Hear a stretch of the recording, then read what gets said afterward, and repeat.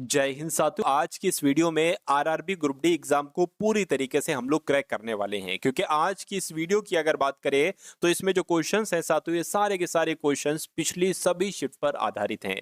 तो मैं कहूंगा अगर आप अपने एग्जाम को क्रैक करना चाहते हैं तो आज की ये एकमात्र क्लास आरआरबी ग्रुप डी वाली देख कर जाइएगा। आपकी एकमात्र साथियों ये क्लास आपकी दिसंबर में होने वाली हर एक शिफ्ट पर साथियों भारी पड़ेगी। आपका किसी भी डेट में एग्जाम है, किसी भी शिफ्ट में आप इस क्लास को देखकर जाइएगा और अपने पेपर को साथियों आराम से क्रैक कीजिएगा। तो इसी क्रम में साथियों मैंने सबसे पहले 25 सवाल लिए हैं पूरी साइंस के टॉप लेवल के, और मैं कहूंगा अगर आप इन 25 सवालों में से 15 सवाल सही कर देते हैं तो माना जाएगा कि आपकी साइंस अच्छी है। और उसके बाद टॉप लेवल के साथियों 20 क्वेश्चन मैं आपको करवाने वाला हूं पूरी करंट अफेयर के। उसके बाद रीजनिंग क्वेश्चन को देखेंगे और साथियों मैथ के क्वेश्चंस को देखेंगे। इस प्रकार आज की इस वीडियो में साथियों हम लोग पूरे पेपर का हल देखने वाले हैं। ये एकमात्र पेपर साथियों आपके शिफ्ट पर भारी पड़ेगा, इसलिए आपको अंत तक बने रहना है। अभी से फैसला कर लीजिए कि आज की इस वीडियो को अंत तक आपको देखना है। चलिए तो पहला सवाल आपकी स्क्रीन पर है करके अपनी आंखों को स्वस्थ रखने के लिए हमें आहार में किसे शामिल करना चाहिए? विटामिन डी को, के को, सी को, ए को। मैं कहूंगा आंखों के स्वास्थ्य के लिए विटामिन ए साथियों बहुत जरूरी होता है।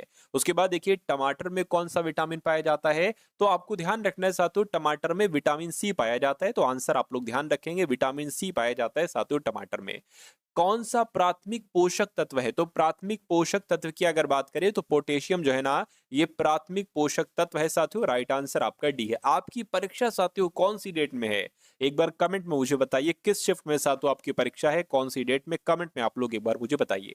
कह रहे कि मानव नेत्र के निम्नलिखित में से किस भाग पर चित्र बनता है? बहुत शानदार सवाल है साथियों। आपको ध्यान रखना है रेटिना पर ही तो चित्र बनता है। आंसर आपका ऑप्शन नंबर ए होगा। अगला देखिए, एक किताब पढ़ते समय पुस्तक और आंख के बीच आवश्यक दूरी का, मान लीजिए साथियों ये किताब है और ये क्या है, ये हमारी दो आंखें हैं, तो इनके बीच की जो दूरी होना चाहिए वो साथियों 25 सेंटीमीटर की होना चाहिए, कम से कम दूरी, है ना, कम से कम दूरी। तो कुल मिला के राइट आंसर आपका जो जाएगा वो ऑप्शन नंबर डी के साथ जाएगा। आपको क्लियर दिखेगा 25 सेंटीमीटर की दूरी तक।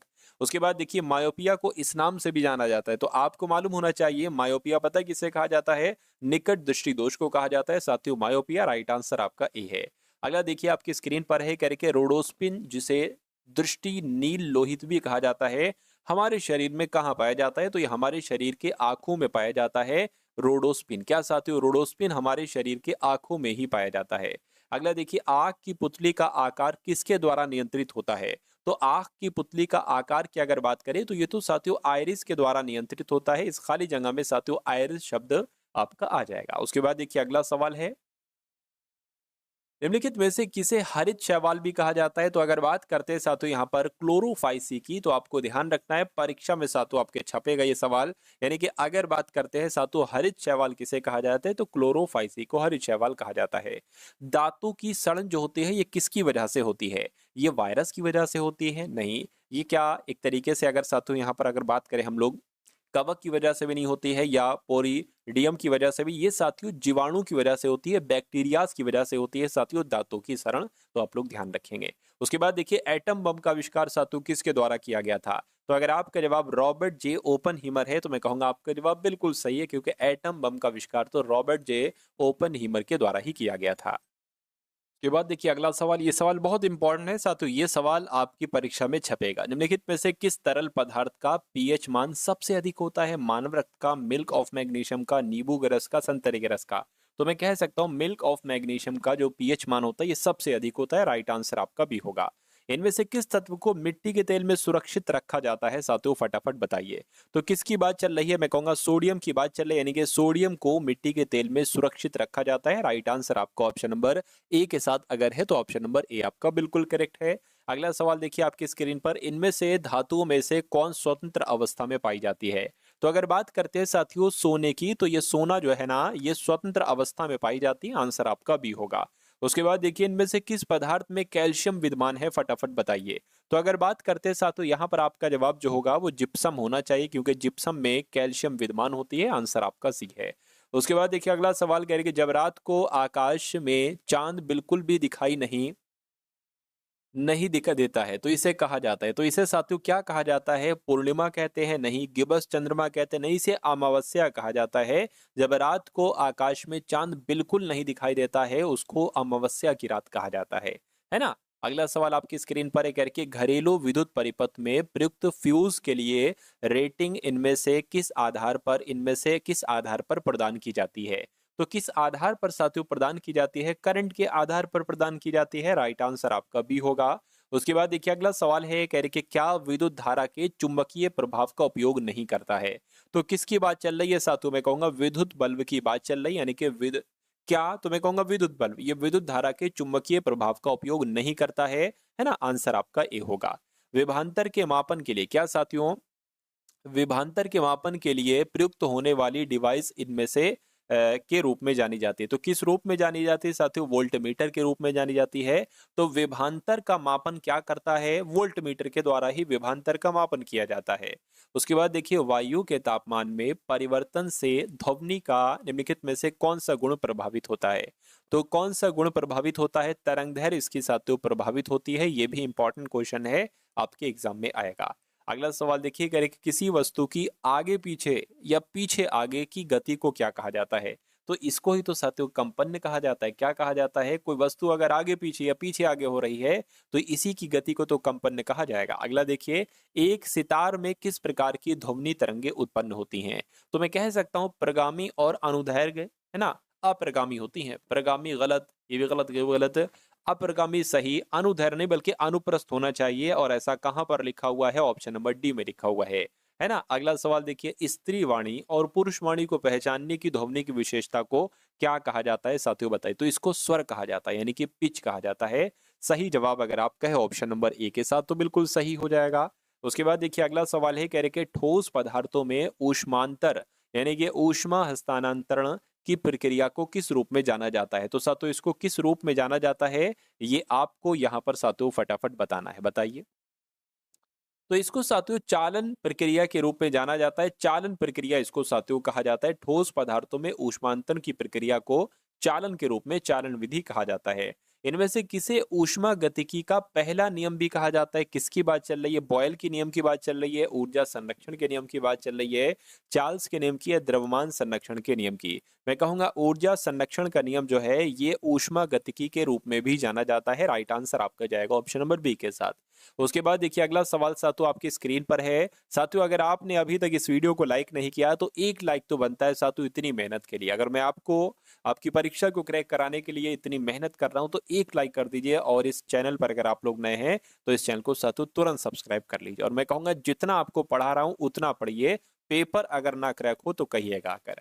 चलिए तो साथियों मेरे हिसाब से अब 25 सवाल लगभग हो चुके हैं। अब आपके साथियों 20 सवाल हम लोग देखेंगे टॉप लेवल के करंट अफेयर के। आपके एग्जाम में लगभग 20 सवाल आएंगे करंट अफेयर की, ये ध्यान रखिएगा।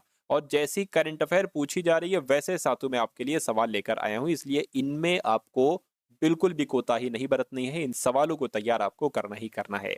कह रहे कि हाल फिलहाल में विरासत और मसाला आधारित पर्यटन को बढ़ावा देने के लिए किस राज्य सरकार ने स्पाइस रूट पहल शुरू की है। तो मैं कहूंगा ये काम अभी हाल फिलहाल में केरल राज्य ने किया है। केरल आपके सवाल का बिल्कुल सही जवाब है। उसके बाद देखिए कह रहे कि रूस ने किस देश के साथ प्लूटोनियम समझौते से हटने का कदम उठाया है। तो ये अमेरिका के साथ साथियों हटने से हटेगा ये, यानी कि रूस देश ने अमेरिका देश के साथ प्लूटोनियम समझौते से हटने का कदम उठाया है। भारत और किस देश के बीच भारत और किस देश के बीच इंद्र 2025 सैन्य अभ्यास शुरू हुआ है। तो ये साथियों भारत और रूस के बीच हुआ है। राइट आंसर आपका ऑप्शन नंबर बी होगा। अगला सवाल देखिए कह रहे कि किसने अपना स्पोर्ट्स एथलेटिक्स ब्रांड 10XU को लॉन्च किया है। तो साथियों 10XU को जो लॉन्च किया है वो सचिन तेंदुलकर जी ने किया है। सचिन तेंदुलकर आपके सवाल का बिल्कुल सही जवाब हो जाएगा। उसके बाद देखिए कह रहे कि किस राज्य सरकार ने वन जीव संरक्षण के लिए 1 करोड़ का विशेष बजट जारी किया है। फटाफट मुझे बताइए।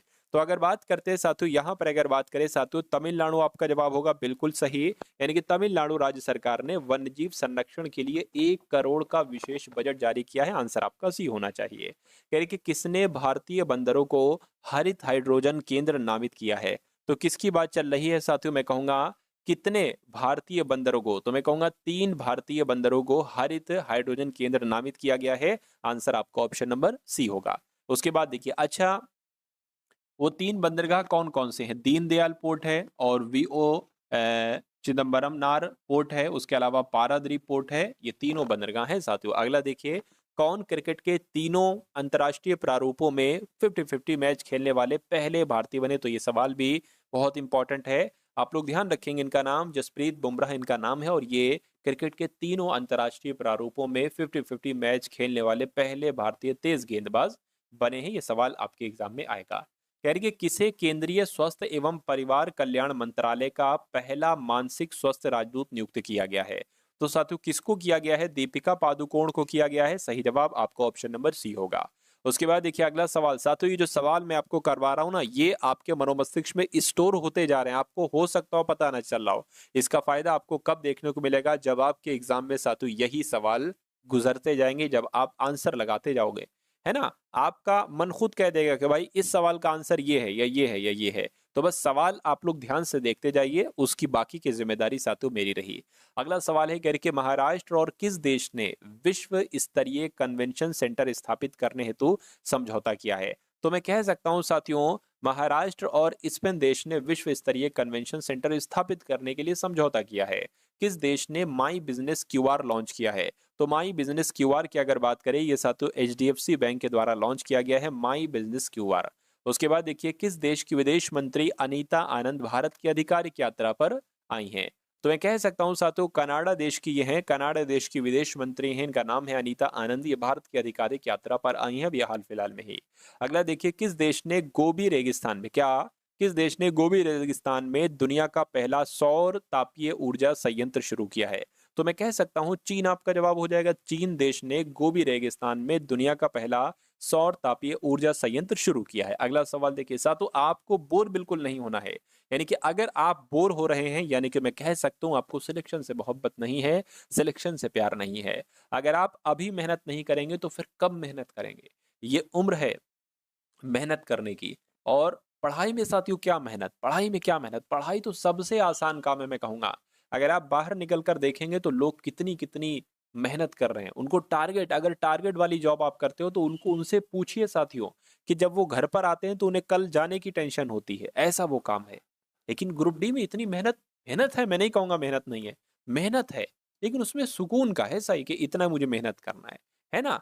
बाकी तो बहुत आजकल बुरा हाल है साथियों, बेरोजगारी बहुत छाई हुई है, तो इसलिए एक जॉब ले लीजिए, अपने माता पिता का भी आप अपना नाम रोशन करेंगे और आपकी आने वाली, ये समझ लीजिए, एक पीढ़ी सुरक्षित हो जाएगी। आप तो सुरक्षित होंगे, आपकी पीढ़ी भी साथियों सुरक्षित हो जाएगी। लेकिन अगर आप मेहनत नहीं करेंगे तो फिर वही कम से कम में साथियों आपको जॉब मिलेगी, फिर उसमें गुजारा आपको करना पड़ेगा, है ना। इसलिए खूब मेहनत साथियों कर डालिए, जितने भी दिन बाकी हैं। मैं आपको जितना पढ़ा रहा हूँ साथियों अच्छे तरीके से आप लोग पढ़िए, उम्मीद है आप अपना 100% दीजिए, है ना, आप अपना 100% दीजिए और उम्मीद है कि आपका पेपर साथियों निकलेगा ही निकलेगा हर हालत में। चलिए इस सवाल की अगर बात करें, कह रहे कि अभी हाल फिलहाल में जारी एनसीआरबी रिपोर्ट के अनुसार कौन चौथे साल भारत का सबसे सुरक्षित शहर बना है? तो ये कोलकाता की बात चल रही है साथियों, भारत का सबसे सुरक्षित शहर कोलकाता को माना गया है साथियों चौथे साल, और ये एनसीआरबी की रिपोर्ट है। अगला देखिए किसने भारतीय रिजर्व बैंक के डिप्टी गवर्नर का पदभार संभाला है? तो मैं कह सकता हूं साथियों आपके सवाल का जवाब शिरीष चंद्र मुर्मू हो जाएगा, यानी कि भारतीय रिजर्व बैंक के डिप्टी गवर्नर कौन बने हैं? तो शिरीष चंद्र मुर्मू बने हैं। आंसर आपका ऑप्शन नंबर सी है। अगला सवाल देखिए, स्वदेशी उत्पादों को बढ़ावा देने के लिए कौन सी राज्य सरकार ने स्वदेश मेले का आयोजन कर रही है? तो ये उत्तर प्रदेश साथियों इसका आयोजन कर रही है, ये आपको ध्यान रखना है। स्वदेश मेले का आयोजन उत्तर प्रदेश सरकार कर रही है स्वदेशी उत्पादों को बढ़ावा देने के लिए। अगला देखिए, जारी विश्वविद्यालय रैंकिंग 2026 में कौन शीर्ष पर रहा है? तो मैं कह सकता हूं साथियों अमेरिका देश की अगर बात करें तो जारी विश्वविद्यालय रैंकिंग में अमेरिका देश शीर्ष पर रहा है। आंसर आपका सी होगा। अगला देखिए, किसे 2025 का शांति का नोबेल पुरस्कार दिया जाएगा? ये तो बहुत super super most important question साथियों, आप इसको मानेंगे। तो मैं कह सकता हूं 2025 का शांति का नोबेल पुरस्कार साथियों किसको मिला है, ये आप लोग एक बार मुझे बता दीजिए। तो मारिया कोरिना माचाडो इनका नाम है और इनको ही 2025 का शांति का नोबेल पुरस्कार दिया जाएगा। अगला देखिए, किस राज्य के राज्यपाल ने सरदार @150 एकता मार्च का शुभारंभ किया है? तो ये साथियों पंजाब के राज्यपाल ने इसका शुभारंभ किया है। क्या पंजाब के राज्यपाल ने इसका शुभारंभ किया है? किस देश ने पहली राष्ट्रीय बाल सुरक्षा नीति शुरू की है? तो मैं कह सकता हूं साथियों किसके द्वारा किया गया है, ये फिजी देश के द्वारा किया गया है, यानी कि फिजी देश ने पहली राष्ट्रीय बाल सुरक्षा नीति शुरू की है। अगला सवाल है करके किसने मिसेज यूनिवर्स का ताज जीता है? तो किसने जीता है साथियों? क्या आपका जवाब होगा शेरी सिंह? आपके सवाल का जवाब हो जाएगा, यानी कि शेरी सिंह ने मिसेज यूनिवर्स का ताज जीता है। उसके बाद देखिए साथियों, लगभग 45 सवाल आपके हो चुके हैं जैसे आपके एग्जाम में साथियों आएंगे। अब हम लोग देख लेते हैं कितने सवाल, हम लोग रीजनिंग के साथियों सवालों को देख लेते हैं जैसे आपके पेपर में सवाल बन रहे हैं। चलिए, तो रीजनिंग का पहला सवाल आपकी स्क्रीन पर आ चुका है। और रीजनिंग के सवाल देखिए, रीजनिंग की एक ऐसा सब्जेक्ट होता है जिसमें आप पूरे नंबर ला सकते हैं। अगर 30 सवाल पूछे जा रहे हैं तो 30 में से 30 आपके सही होना चाहिए, एक दो का भी नहीं, दो चार गलत नहीं होना चाहिए। अगर बाई मिस्टेक एग्जामिनर ने एक आधा ऐसा सवाल लग दिया कि वो किसी बच्चे से ना हो, तो उसकी तो कोई बात नहीं, लेकिन एक सवाल से ज्यादा आपका गलत नहीं होना चाहिए, मैं कहूंगा।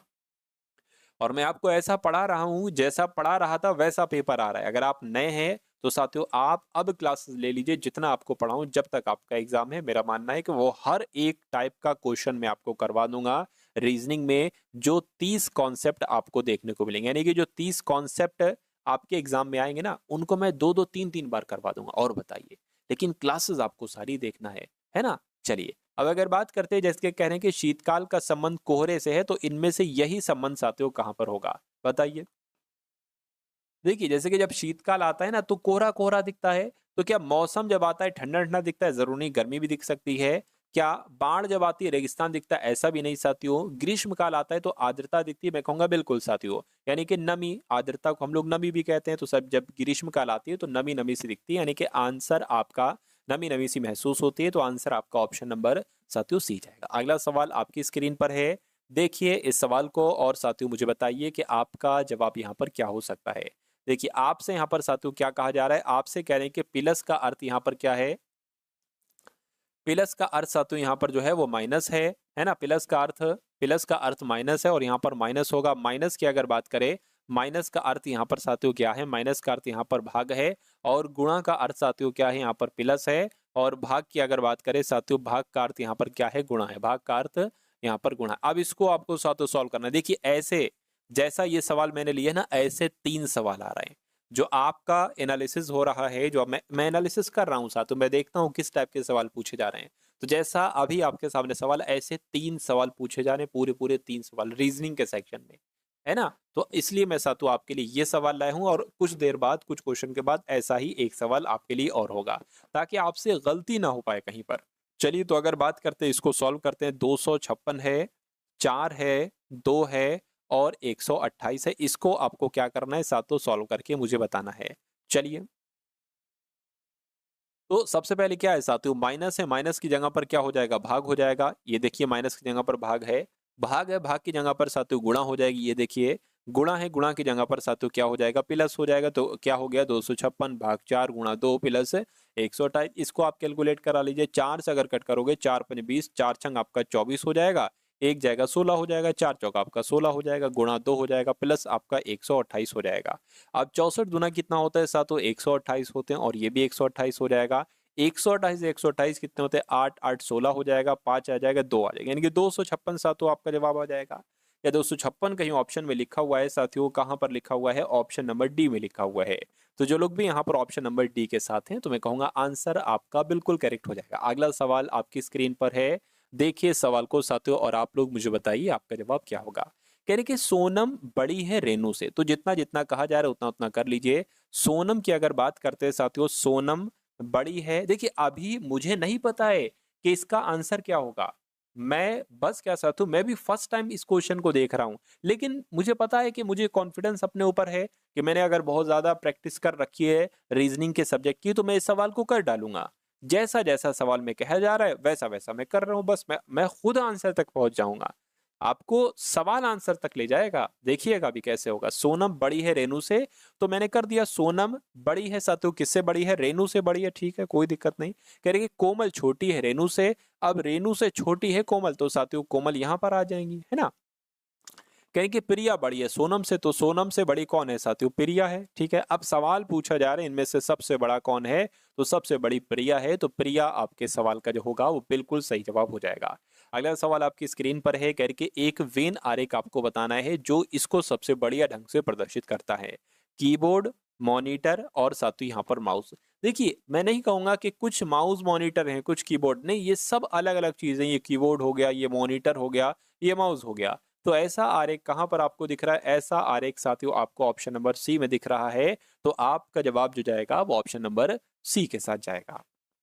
उसके बाद देखिए साथियों, अगला सवाल आपकी स्क्रीन पर है और आपके सवाल में क्या पूछा जा रहा है? आपसे कहा जा रहा है कि यदि रेड को 19 लिखा जाता है तो वीई वेड को साथियों क्या लिखा जाएगा? 21 लिखा जाएगा, 28 लिखा जाएगा, 24 या 22 लिखा जाएगा? देखिए, इसमें साथियों आखिर लॉजिक क्या बन सकता है? अगर हम इन सबको जोड़ दें तो क्या 19 या 19 का डबल ऐसे करके कुछ हो सकता है? देखिए, ये 18 हो जाएगा, ये आपका ई5 पर आ जाएगा, ठीक है ना? अगर बात करते हैं साथियों, आपका डी जो है ना 4 पर आ जाएगा। ये तो साथियों बहुत ज़्यादा हो रहा है। 27 टोटल हो गई है साथियों। अब 27 की अगर बात करें, अगर देखिए मान लीजिए 27 या इसका टोटल हुआ, 27 में से अगर हम 8 घटा देते हैं तो साथियों हमें 19 मिल जाता है। अगर यहाँ पर भी साथियों इसके टोटल में से हम 8, 9, 10 या कुछ भी घटाना पड़े और अगर यहाँ से हमें ऑप्शन मिल जाए तो लॉजिक हमारा बिल्कुल सही है। डब्ल्यू आता है साथियों 23 पर, ई आता है 5 पर और डी आता है साथियों 4 पर। ये 9 हो जाएगा, 23 और 9 कितना हो जाएगा साथियों? 32 हो जाएगा, है ना? अब 32 में से अगर हम 8 घटा देते हैं तो साथियों कितना बचता है? तो मैं कहूंगा 24 बचता है। अगर 24 ऑप्शन में है, बिल्कुल साथियों 24 ऑप्शन में है, तो ये जवाब हमारा बिल्कुल सही हो जाएगा। अगला सवाल साथियों आपकी स्क्रीन पर, अभी मैंने आपको साथियों बताया था कि इस टाइप का क्वेश्चन साथियों, है ना, मैथमेटिकल ऑपरेशन का क्वेश्चन साथियों 3 सवाल पूछे जा रहे हैं। तो ये दूसरा सवाल साथियों मैं आपकी स्क्रीन पर यहाँ पर ले आया हूँ। चलिए, तो अगर बात करें करके प्लस का अर्थ क्या है साथियों? प्लस का अर्थ यहाँ पर गुणा बताया गया, तो प्लस का अर्थ क्या हो जाएगा? गुणा हो जाएगा। माइनस का अर्थ साथियों यहाँ पर क्या बताया गया? प्लस बताया गया है। गुणा का अगर बात करते हैं साथियों, यहाँ पर भाग बताया गया है और भाग का अर्थ यहाँ पर माइनस बताया गया। इसको आप कैलकुलेट करके मुझे बता दीजिए। चलिए, क्या साथियों यहाँ पर आप फिल करेंगे? क्या कौन कौन से चिन्ह, जैसे कि यहाँ पर भाग है तो भाग का मतलब क्या है? माइनस है तो माइनस आ जाएगा। प्लस का मतलब साथियों गुणा है तो गुणा आ जाएगा। माइनस का मतलब प्लस है, प्लस आ जाएगा। गुणा का मतलब साथियों भाग है तो भाग यहाँ पर आ जाएगा। यानी कि 21 माइनस 8 गुणा 2 प्लस 12 भाग 3। इसको कैलकुलेट करोगे 3 चौक 12, तो इसकी जगह पर 4 आ जाएगा। ये आपका 8 दूना 16 हो जाएगा, ये आपका 21 हो जाएगा। 21 में से 16 जाएगा तो 5 घटेगा, ठीक है ना? 5 आ जाएगा प्लस आपका 4 हो जाएगा, तो ये तो साथियों पूरा 9 बन जाएगा। 9 कौन से ऑप्शन में है? ऑप्शन नंबर डी वाले में है। तो जो लोग भी यहाँ पर ऑप्शन नंबर डी के साथ हैं तो बिल्कुल सही हो जाएगा। अगले नंबर का सवाल आपकी स्क्रीन पर है। यहाँ पर आपको क्लियर दिख रहा है साथियों, है ना? या मैं करके बता दूं? कोई दिक्कत नहीं, 1 सेकंड 1 मिनट लगेगा साथियों। ये 8 हो गया, ये 2 हो गया, ये 3 हो गया, ये 48 हो गया। उसी प्रकार अगर यहाँ पर हम लोग बात करते हैं साथियों, ये क्या हो गया? ये 6 हो गया, ये 3 हो गया, ये 72 हो गया और ये 4 हो गया। और उसी प्रकार यहाँ पर अगर साथियों बात करें तो यहाँ पर अगर बात करें, ये 12 हो गया, 2 हो गया, 1 हो गया। यहाँ पर आपको बताना है कौन सा नंबर आएगा। क्या कैलकुलेशन यहाँ पर लगी है बताइए। देखिए, अगर साथियों हम 8, 2, 3 इन सबको आपस में गुणा कर दे, किसको? 8, 2 और 3 को गुणा कर दे, देखिए क्या आता है? 8 दूना 16, 16 तियां 48। तो देखिए 48 ये मौजूद है। अगर ऐसे ही साथियों 6 गुणा 3 गुणा 4 कर दें तो 4 तियां 12, 12 पंजे 60, 12 छंग 72, तो ये साथियों 72 यहाँ पर ही मौजूद है।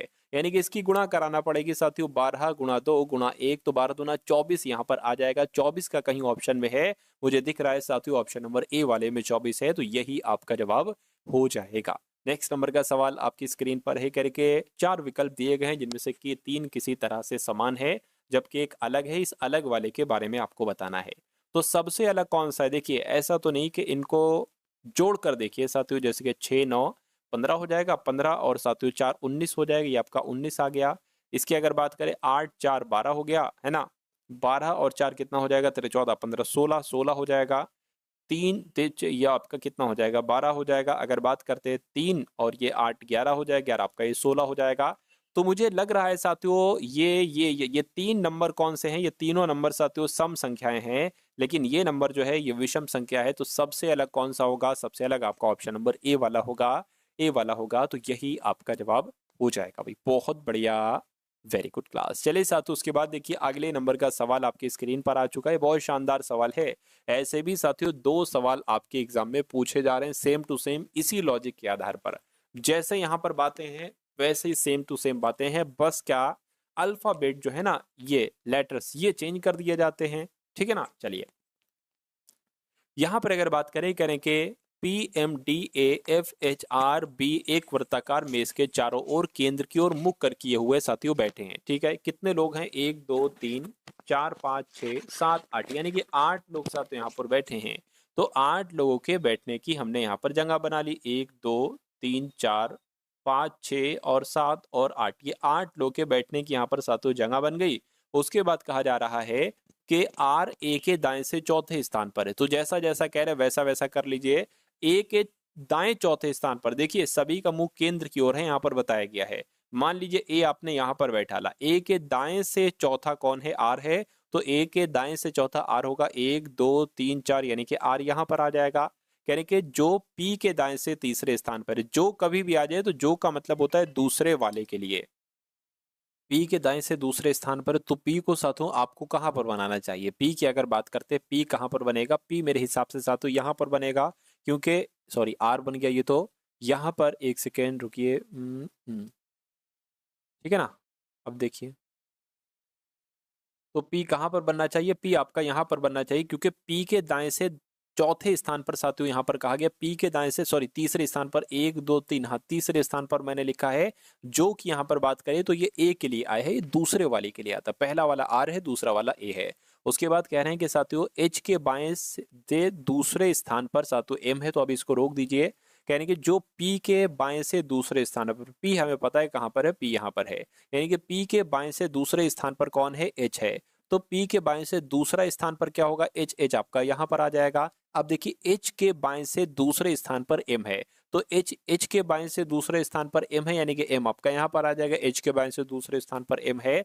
उसके बाद कहा जा रहा है कि बी के दाएं से तीसरे स्थान पर डी है, तो बी के दाएं से तीसरे स्थान पर डी है। अब देखिए, अगर मान लीजिए एक काम करिए, इसको फिर से पढ़िए। ए के दाएं से चौथे स्थान पर आर है, हो गया है। जो पी के दाएं से तीसरे स्थान पर, ये भी हो गया है। एच के बाएं से दूसरे स्थान पर एम है, तो एच यहां पर है साथ, तो एच का बायां किधर हो जाएगा? एच का बायां आपका इधर हो जाएगा।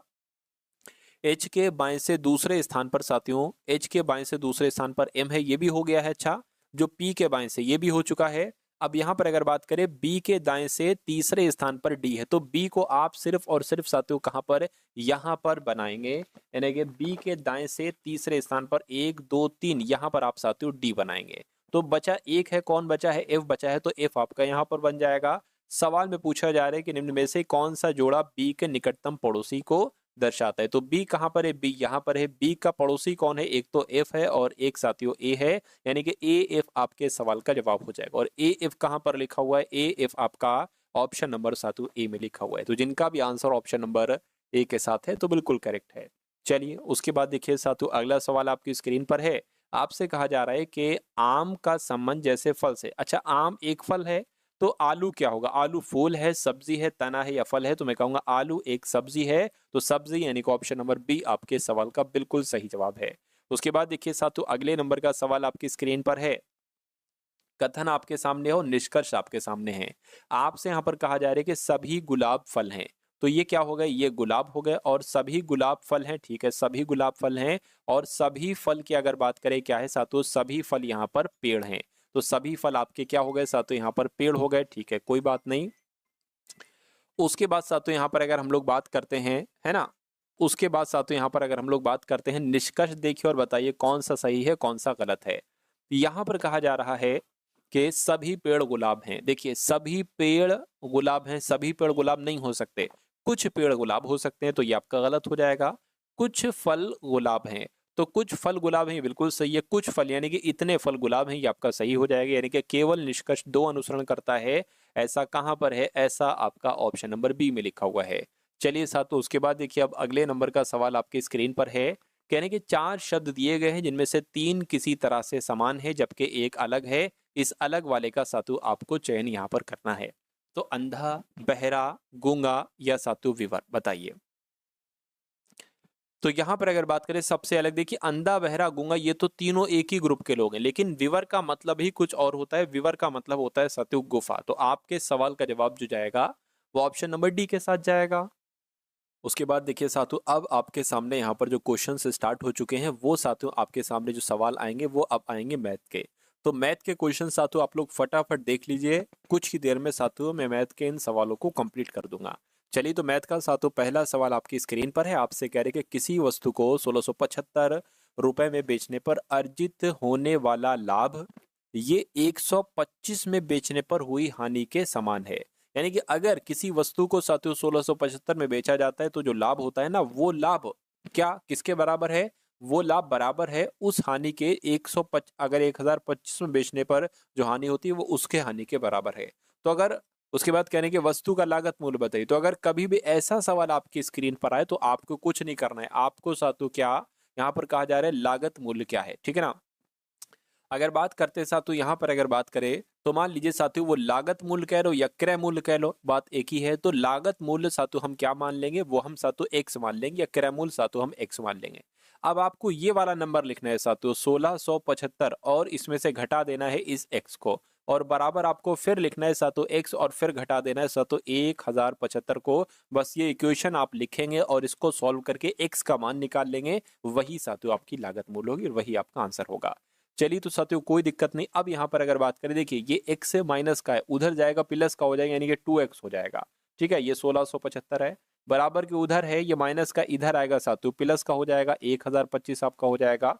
तो साथियों ये टोटल करिए कितना आएगा, 0 आएगा, 9 आएगा, 6 आएगा, 2 आएगा, यानी कि साथियों एक सेकेंड कितना बन जाएगा ये 1675 1025, 1675 और 1025 की अगर बात करें 0 आ गया। अच्छा ये साथियों ठीक है ठीक है ठीक है, 2700 आएगा। तो 2x बराबर कितना आया है साथियों, 2700 आया है। x की अगर बात करें, x की अगर बात करें साथियों कितना आ जाएगा, 2 से अगर कट करें तो 2 एकम 2, 2 तियां 6, 2 पंजे 10, 1350 आएगा। यानी कि x की वैल्यू आपकी जो आएगी वो 1350 आएगी। और 1350 कहाँ पर लिखी हुई है, ऑप्शन नंबर डी में लिखी हुई। तो जिनका आंसर यहाँ पर ऑप्शन नंबर डी के साथ है तो बिल्कुल सही हो जाएगा। अगले नंबर का सातवां सवाल आपकी स्क्रीन पर है, यानी कि आकाश, भरत, चरण, दिनेश, महेश और नरेश के 6 क्या साथियों लिखा हुआ है, 6, 16, 21, 10, 12 और के कुछ नंबर होगा, 15, 20 कुछ भी हो सकता है ना, ऑनलाइन मित्र हैं। अच्छा अच्छा, यदि उनके साथ मित्रों की संख्या का माध्य जो है ना वो 14 है तो के का मान निकाली, यानी कि यहाँ पर कौन सा नंबर आएगा। तो कोई दिक्कत नहीं है साथियों, यानी कि हमें माध्य दे रखा है, माध्य को साथियों औसत भी कहते हैं। तो माध्य को औसत कहते हैं साथियों, क्या आता है नीचे टोटल संख्या आती है। टोटल संख्या कितनी है, 1 2 6 है, 1 2 3 4 5 6 6 है। अब इन सबको साथियों जोड़ देंगे, 6 प्लस 16 प्लस 21 प्लस आपका 10 और प्लस आपका 12 और प्लस साथियों के, बस यहाँ से के का मान निकालना है, आंसर आ जाएगा। ठीक है ना। चलिए 14 पंजे 70, 14 छंग आपका 84 हो जाएगा, यानी कि इन सब का योग जो निकलेगा वो कितना निकलेगा, वो 84 निकलेगा। तो इन सबको नंबर को जोड़ लो साथियों, कितना आपका आ जाएगा, 2 और 1 3, 3 और 6 साथियों कितना आ जाएगा, 3 और 6 9, 9 और 6 आपका कितना आ जाएगा, 15 आ जाएगा, हासिल का 1 लग जाएगा। ये आपका हो जाएगा 2 3 4 5 6 6, यानी कि 65 यहाँ पर आ जाएगा। 65 आ चुका है साथियों, तो 65 प्लस के यहाँ पर साथियों आ जाएगा। अब अगर बात करें, देखिए के बराबर क्या हो जाएगा, 84 में से आपको घटाना पड़ेगा 65 को, कितना आ जाएगा, के बराबर 19 आ जाएगा। तो इस के का मान क्या होगा, 19 होगा। 19 आपके ऑप्शन नंबर बी में लिखा हुआ है। चलिए साथ उसके बाद देखिए अगले नंबर का सवाल आपकी स्क्रीन पर है। आपसे यहाँ पर कहा जा रहा है कि एक कक्षा में लड़कियों और लड़कों का जो अनुपात है वो 9:11 है। यदि कक्षा में 45 लड़कियां हैं तो लड़कों की संख्या क्या है। देखिए यहाँ पर अगर बात करते हैं साथियों लड़कियां यानी कि गर्ल्स और बॉयज़ की बात चल रही है। लड़कियां अगर 9x हैं तो बॉयज़ की अगर बात करें, बॉयज़ साथियों 11 है। लेकिन यहाँ पर कह रहे हैं कि लड़कियां जो है ना वो 45 हैं, यानी कि 9 में किसकी गुणा की गई है साथियों, 5 की गुणा की गई, 9 पंजे 45। तो इसमें भी साथियों अगर 5 की गुणा करा लेंगे तो लड़कों की संख्या में पता चल जाएगी, यानी कि 55 जो होंगे वो लड़के होंगे। तो लड़कों की संख्या पूछी जा रही है, 55 लड़के होंगे। आंसर आपका ऑप्शन नंबर सी होगा। अगला सवाल सातु आपकी स्क्रीन पर है, इस सवाल को देखिए और बताइए आपका जवाब यहाँ पर क्या होगा। देखिए आपसे यहाँ पर कहा जा रहा है कि एक व्यक्ति को कार से 300 किलोमीटर की दूरी तय करने में 5 घंटे लगते हैं। उसे अपनी गति कितने किलोमीटर प्रति घंटे बढ़ा देनी चाहिए ताकि उसी समान दूरी को वो 4 घंटे में तय करे। ठीक है तो कुल मिला के अगर बात करते हैं सातु यहाँ पर एक व्यक्ति को 300 किलोमीटर की साथियों दूरी तय करनी है, 300 किलोमीटर की दूरी तय करनी है। तो व्यक्ति की चाल सबसे पहले साथियों देखिए, ये समय है, दूरी बटे समय आ गया, ये यहाँ पर से क्या निकल आएगी, यहाँ से चाल निकल आ जाएगी। चाल कितनी हो गई, 5 छंग आपका 30, यानी कि 60 किलोमीटर प्रति घंटे की स्पीड से अभी वो चल रहा है। वो इसको कितना बढ़ा दे, है ना, कितनी कर दे कि 4 घंटे में वो दूरी तय हो जाए। तो साथियों इसको एक बार क्या करिए, इसको 300 दूरी को 4 से साथियों कैलकुलेट करिए। 4 सत्ते 28 हो जाएगा, 4 पंजे 20 हो जाएगा, यानी कि 75 किलोमीटर प्रति घंटे की स्पीड से वो साथियों उसको करना चाहिए। तो यहाँ पर उसने कितनी दूरी अपनी बढ़ाई है, 15 किलोमीटर प्रति घंटे की साथियों स्पीड उसने बढ़ाई है। तो 15 किलोमीटर प्रति घंटा उसका साथियों राइट आंसर हो जाए, यानी कि उसे अपनी गति 15 किलोमीटर प्रति घंटे में बढ़ाई जानी चाहिए ताकि वो समान दूरी को 4 घंटे में समय में कवर अप कर ले। उसके बाद देखिए अगले नंबर का सवाल है, कह रहे कि पहले 15 प्राकृत संख्याओं का औसत क्या है। पहली 15 प्राकृत संख्याओं की अगर बात करें तो वही साथियों 1 2 3 4 5 ऐसे करके 15 तक जाना है, इसका औसत आपसे यहाँ पर पूछी जा रही है। तो इसका एक सूत्र होता है, प्राकृत संख्याओं का औसत कैसे निकाला जाता है। प्राकृत संख्याओं का औसत का जो सूत्र होता है वो बराबर n+1/2 होता है। n यहाँ पर क्या है, 15 नंबर है ना, तो n बराबर साथियों 15 हो जाएगा, यानी कि 15 + 1/2 16/2, यानी कि 8 आपका औसत निकल आएगा। तो 8 कहाँ पर लिखा हुआ है, ऑप्शन नंबर बी में लिखा हुआ है। उसके बाद देखिए साथियों अगले नंबर का सवाल है, 2 सवाल बाकी, एक ये सवाल है और एक ये सवाल है, उसके बाद साथियों क्लास एंड हो जाएगी। चलिए कहने के साथियों यहाँ पर अगर बात करते हैं हम लोग, ये आपका 100 मीटर लिखी हुई है ना, 100 मीटर लंबी ट्रेन, कितने मीटर लंबी ट्रेन है, 100 मीटर लंबी ट्रेन है। ये 60 किलोमीटर प्रति घंटे की गति से चल रही है। इसके समानांतर पथ पर खड़ी 150 मीटर लंबी एक दूसरी ट्रेन है। इसको पार करने में कितना समय सेकंड लगेगा, ये आपसे पूछा जा रहा है। देखिए यहाँ पर यहाँ आंसर जो आएगा वो सेकंड में आएगा। यहाँ पर भी मीटर में दे रखा है, तो ये 4 किलोमीटर प्रति घंटे में क्यों दे रखी, इसको मीटर प्रति सेकंड में बदल लो तो किलोमीटर प्रति सेकंड में अगर इसको साथियों बदलोगे तो आपको 5/18 से इसकी क्या कराना पड़ेगी, गुणा कराना पड़ेगी। तो 5/18 से इसकी हमने क्या करा दी, गुणा करा दी। ये आपका कितना आ जाएगा, 3 छंग 18, 3 दूना 6, 20 आ गया। और अगर बात करते हैं साथियों ये 3 आ जाएगा और ये आपका कितना आ जाएगा, ये आपका 10, यानी कि 50 बटे, ठीक है ना, कितना आ गया साथियों, 50/3 मीटर प्रति सेकंड। ये क्या हो गई, ये साथियों चाल हो गई। इतनी बात अभी आपको ध्यान रखना है और कुछ नहीं। अच्छा उसके बाद अगर बात करें समय आपसे यहाँ पर पूछा जा रहा है, तो आपको मालूम होना चाहिए समय बराबर क्या होता है। समय बराबर होता है साथियों दूरी बटा चाल। क्या होता है साथियों, दूरी बटा चाल होता है। तो दूरी पता देखिए, कभी भी अगर ट्रेन व्रेन आ जाए, प्लेटफॉर्म वगैरह आ जाए, तो इन दोनों को जोड़ देते यही दूरी हो जाए। तो 150 + 100 कितना हो जाएगा, ये आपका 250 हो जाएगा। बटे चाल की अगर बात करिए अभी हमने निकाली है, तो 250 बटा 50/3। एक काम करो, ये 3 यहाँ पर ना रख के ये ऊपर आ जाएगा, तो इसको कैलकुलेट कर लो, 5 आ जाएगा, 5 3 15, यानी कि 15 सेकंड का साथियों समय लगेगा। ऐसा कहाँ पर लिखा हुआ है, ऐसा आपका ऑप्शन नंबर ए में लिखा हुआ है। अगला सवाल साथियों, और आज की इस वीडियो का अंतिम सवाल यहाँ पर आपकी स्क्रीन पर आ चुका है। आपसे कहने के एक हैंडी कैम रिकॉर्डर 44,000 रुपए में 10% के लाभ पर बेचा गया है। 44,000 रुपए में बेचा गया है, तो 10%, है ना, 10% के लाभ पर बेचा गया, यानी कि इसको 110% में बेचा गया होगा। तो ये साथियों 44,000 रुपए में बेचा गया, इसे 42,000 रुपए में बेचा जाने पर क्या लाभ होगा। तो यहाँ पर अगर साथियों बात करते हैं, इसकी पहले 100% की वैल्यू निकाल लीजिए आप लोग। 44,000 हो गया, ये आपका 110 हो गया, इसको 100 से गुणा करेंगे तो ये 100% की वैल्यू आ जाएगी। 0 से 0 कैंसिल, 11 चौक 44, ये 400 की गुणा इससे होगी, यानी कि 40,000 आपका यहाँ पर साथियों आ जाएगा। तो ये 44,000 रुपए में था, तो 10% का प्रॉफिट हो रहा है। अगर ये 10% का प्रॉफिट ना होता तो ये 40,000 रुपए में बिकती, कहेंगे। लेकिन अगर इसको 40,000 की जगह 42,000 रुपए में बेचा जाए, है ना, तो इसको कितना लाभ होगा। अरे भैया कितना लाभ हो रहा है, 2,000 का तो लाभ हो रहा है। तो बस यही 2,000 लाभ को आपको प्रतिशत में बदल लेना है। तो गुणा 100 यहाँ पर लगा दोगे और बटे में क्या आ जाएगा साथियों, 40,000 आ जाएगा, है ना।